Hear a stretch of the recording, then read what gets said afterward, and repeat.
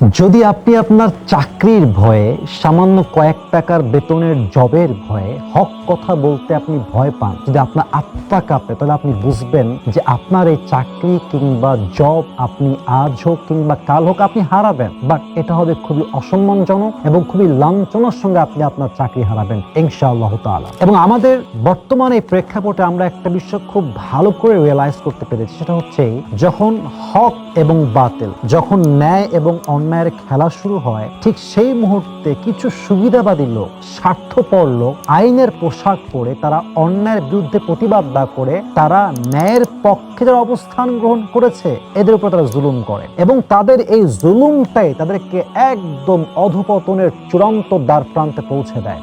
এবং কোরআনে আল্লাহ তাআলা বলেছেন, ওয়াকুল জাআল হাক্কু ওয়া যাহাকাল বাতিল, যখন ন্যায় এবং অন্যায় একসঙ্গে আসবে, যখন হক এবং বাতিলের মোকাবেলা হবে, হক সুনিশ্চিত বিজয় হবে ইনশাআল্লাহ তাআলা। এটাকে রুখে দেওয়ার সাধ্য কারো কাছে নেই।